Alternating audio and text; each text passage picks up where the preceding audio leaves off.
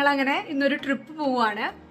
Trip എവിടേക്കാന്ന് പറഞ്ഞാൽ അത് ഒരു സർപ്രൈസ് ട്രിപ്പാണ് വീട്ടുകാർക്ക്. ഇപ്പോഴും യാതൊരു ഐഡിയ ഇല്ല എവിടേക്കാണ് പോണേന്നുള്ളത്. വീട്ടുകാർ കുറേ ദിവസമായി ചോദിക്കുന്നുണ്ട്, നിങ്ങൾ പറയൂ, അതിനനുസരിച്ച് വേണം ഞങ്ങൾക്ക് സാധനങ്ങളൊക്കെ പാക്ക് ചെയ്യാമെന്ന്. അപ്പോൾ ഞങ്ങൾ പറഞ്ഞു ഇല്ല പറയില്ല. അപ്പോൾ ദാ ആള് റെഡി ആയിട്ട് വന്നു, ഷൂ ഒക്കെ ഇട്ടത് റെഡിയായി. പോവാൻ റെഡിയല്ലേ?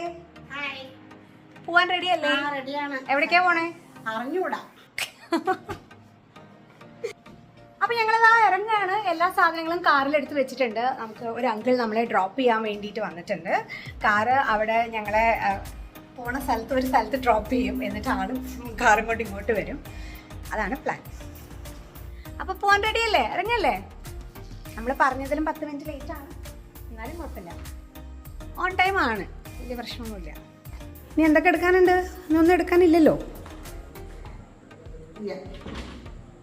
റെഡിയല്ലേ? പോവാം. Okay, so let's get started.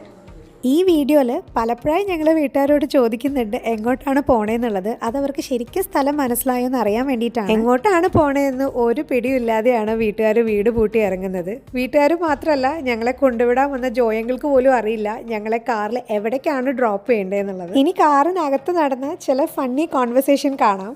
അപ്പോൾ ഓരോരുത്തർ ഇനി അവരവരുടെ ഗസ്റ്റുകളൊക്കെ പറഞ്ഞോളൂ. ആദ്യം അമ്മ. വണ്ടിയാണ്, പറഞ്ഞോളൂ. ഞാൻ എവിടേക്കെന്നാ പറയണേ? പറയൂ. എന്റെ വിചാരം താജ്മഹൽ. താജ്മഹൽ, ആഗ്ര, ഡൽഹി. ഡൽഹി.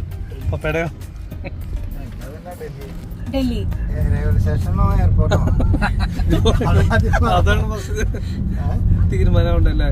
ഞാൻ പറഞ്ഞല്ലോ റെയിൽവേ സ്റ്റേഷൻ. അതെന്നെ, അതെങ്ങനെയാ പപ്പ പറയുന്ന എയർപോർട്ട്? വന്ദേ ഭാരത്. വന്ദേ ഭാരതിന്റെ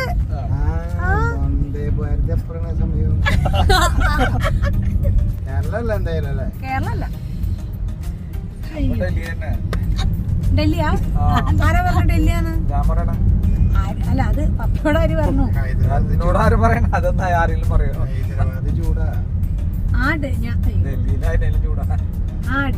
ഡൽഹിയിൽ നല്ല ചൂടാ. അങ്ങനെ ഇന്ത്യയുടെ അകത്തുള്ള ഒട്ടുമിക്ക സിറ്റിയുടെ പേരും ഗസ്സായിട്ട് വന്നു. രാജസ്ഥാൻ വരെ പോയി.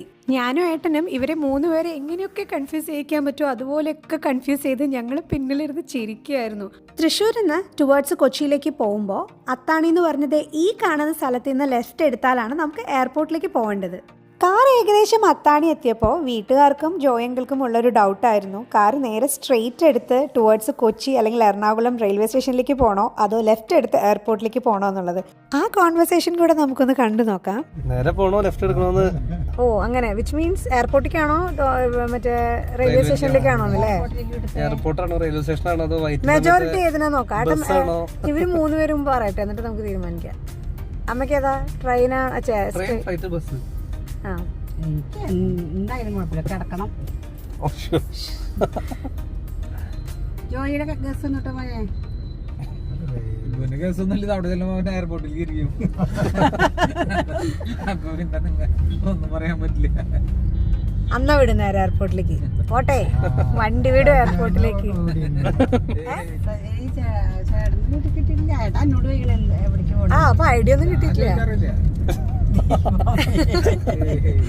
അങ്ങനെ നമ്മൾ എയർപോർട്ട് റോഡിൽ എത്തിയിരിക്കുകയാണ്. അപ്പൊ നമ്മൾ എവിടേക്കാ പോണേ അടുത്തത്? I don't no.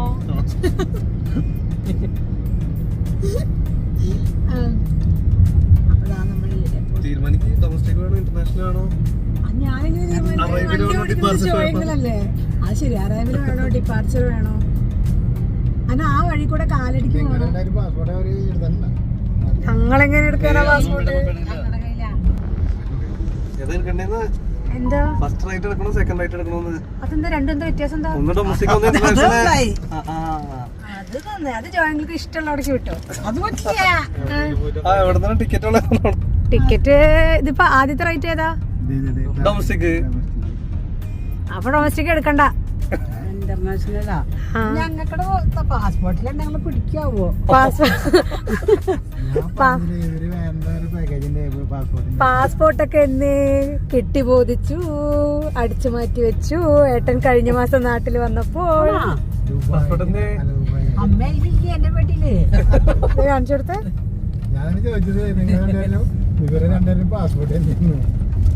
തമ്പുരാ ഞങ്ങളുടെ പാസ്പോർട്ടൊക്കെ നീ എടുത്താ? ഇത് ഒരു മാസം മുന്നേ അടിച്ചു മാറ്റി ഞങ്ങൾ വെച്ചിട്ടുണ്ടായിരുന്നു. എന്റെ അല്ലേ ഇത് നിങ്ങളുടെ പാസ്പോർട്ട് അല്ലേ? പറഞ്ഞോളൂ. അയ്യോ ദൈവമേ. അതിനുള്ളിൽ കാർഡും വെച്ചിട്ടുണ്ടായിരുന്നു. കാടന്ന് ഞങ്ങൾക്ക് അറിയില്ല കേട്ടോ. ഉണ്ട് ഇതൊക്കെ ചേട്ടൻ നമ്മുടെ പാസ്പോർട്ടൊക്കെ എടുത്ത് മാറ്റിക്കണ്. അതെ ഇത്ര നാളെ എന്നിട്ട് ഞാൻ പറഞ്ഞു ഏട്ടാ എന്റെ കാർഡ് ഞാൻ പറഞ്ഞു ദുബായിലേക്ക് കൊണ്ടുവരാൻ പറഞ്ഞു. അപ്പൊ ഏട്ടൻ പറഞ്ഞു വേണ്ട എങ്ങാനും എടുത്തോണ്ടെന്ന് വീട്ടുകാര് വീട് മുഴുവൻ തെരഞ്ഞ്. അപ്പൊ എന്നോട് പറയണേ എന്നോട് പറയണേ ഞാനത് എടുത്ത് ഇത് എവിടെയായിരുന്നു അറിയോ? ഞങ്ങളുടെ റൂമിലെ ഡ്രോയില്. അപ്പൊ ഏട്ടൻ പറഞ്ഞു എങ്ങാനും വീട്ടുകാർക്ക് ഒരു പാസ്പോർട്ട് കാണാനില്ല എന്ന് പറഞ്ഞ് പറയണേ നമുക്ക് പറയാലോ മേലെ ഉണ്ടെന്ന്. സിംഗപ്പൂരോ മലേഷ്യയോ ഇത്ര നാളും വിയറ്റ്നാം ഇഷ്ടംപോലെ സ്ഥലമുണ്ട്. ഏത് രാജ്യം വേണമെങ്കിലും ഇത് ഓസ്ട്രിയ അല്ലേ? ഓസ്ട്രിയക്ക് ശങ്കം വിസ വേണം. അത് ഇപ്പൊ കിട്ടൂല അവിടെ. സോ ഫൈനലി നമ്മൾ എത്തി, എയർപോർട്ടിൽ എത്തി. എയർപോർട്ടിൽ ഇറങ്ങാൻ പോവാണ്. പറഞ്ഞോളൂ. ആ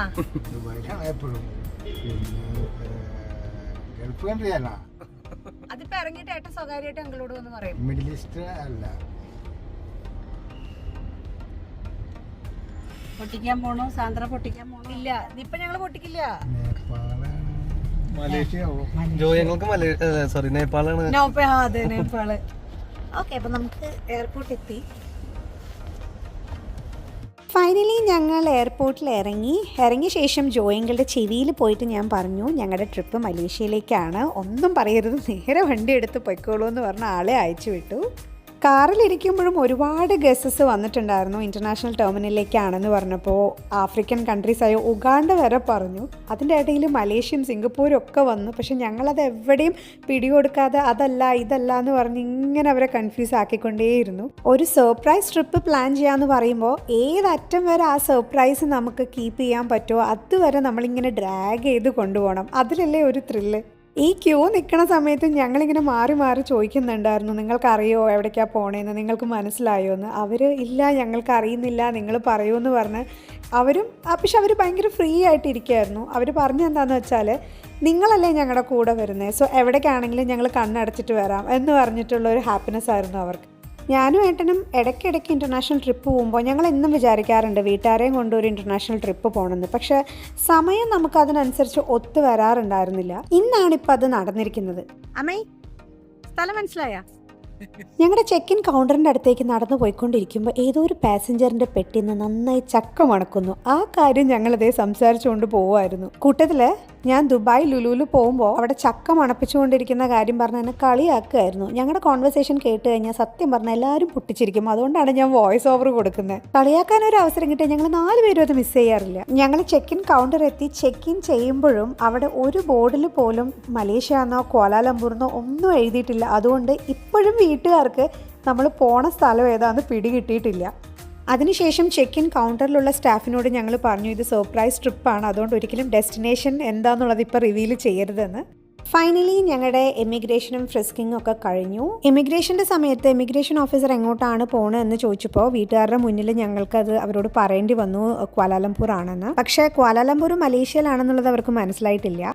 അവിടുന്ന് നേരെ ഞങ്ങൾ എയർപോർട്ട് ലോഞ്ചിലേക്ക് പോയി ഡിന്നർ കഴിക്കാൻ. ഞങ്ങൾ 4 പേർക്കും ലോകത്തിലെ ഒട്ടുമിക്ക എയർപോർട്ടുകളിലും അൺലിമിറ്റഡ് ലോഞ്ച് ആക്സസ് ഉണ്ട്. അതുകൊണ്ട് തന്നെ എവിടെ ട്രാവൽ പോവുകയാണെന്നുണ്ടെങ്കിലും എത്ര റിപ്പീറ്റഡ് ആയിട്ട് ട്രാവൽ വന്നാലും അൺലിമിറ്റഡ് ലോഞ്ച് ആക്സസ് ശരിക്കും യൂസ്ഫുൾ ആണ്. എൻ്റെ കുറേ നാളത്തെ ആഗ്രഹമായിരുന്നു ഇതുപോലെ ഞങ്ങൾ 4 പേരും കൂടി ഇരുന്ന് ലോഞ്ചിലിരുന്ന് ഭക്ഷണം കഴിക്കണം എന്നുള്ളത്. ഇത് വീട്ടുകാരുടെ ആദ്യത്തെ യാത്രയല്ലെങ്കിലും ഇതുപോലെ ഞങ്ങൾ എല്ലാവരും ഒരുമിച്ചിരുന്ന് ലോഞ്ചിൽ ഭക്ഷണം കഴിക്കുന്നത് കുറേ വർഷങ്ങൾക്ക് ശേഷമാണ്. അതുകൊണ്ടാണ് ഞങ്ങൾ ദുബായിൽ നിന്ന് നാട്ടിലേക്ക് വന്ന് ഇവിടെ നിന്ന് ഞങ്ങൾ 4 പേരും കൂടെ മലേഷ്യക്ക് പോകുന്നത്. ആദ്യം ഇട്ടിരുന്ന പ്ലാൻ ഇവർ 2 പേരും മലേഷ്യയിലേക്ക് എത്തുന്നതിന് മുന്നേ ഞങ്ങൾ 2 പേരും ദുബായിൽ നിന്ന് മലേഷ്യക്ക് എത്താനായിരുന്നു. അപ്പോൾ ഫൈനലി ഇപ്പോൾ മനസ്സിലായി മലേഷ്യക്കാണ് പോണേന്ന്. ആദ്യം ക്വാലാലംപൂരിൽ നിന്ന് മാത്രമേ അറിയില്ലായിരുന്നു, പിന്നെ മനസ്സിലായി.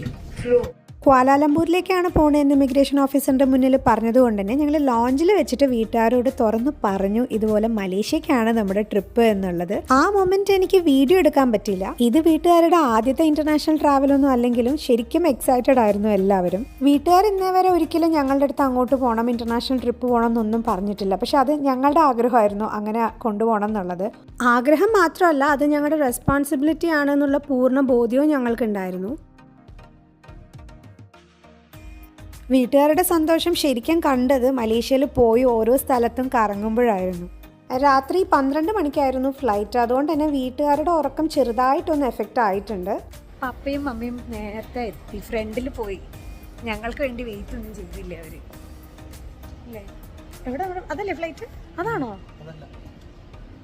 പക്ഷെ അതിനകത്ത് മലേഷ്യ എത്തിയിട്ടുണ്ട്. കുറച്ച് ഫ്രണ്ട് എത്തിയതും വീട്ടുകാരെ ഞങ്ങൾക്ക് വേണ്ടി വെയിറ്റ് ചെയ്തു. അങ്ങനെ ഞങ്ങൾ എല്ലാവരും എയറോ ബ്രിഡ്ജിൽ നിന്ന് കുറച്ച് ഫോട്ടോസൊക്കെ എടുത്തു. And finally we are going to board the flight to Kuala Lumpur.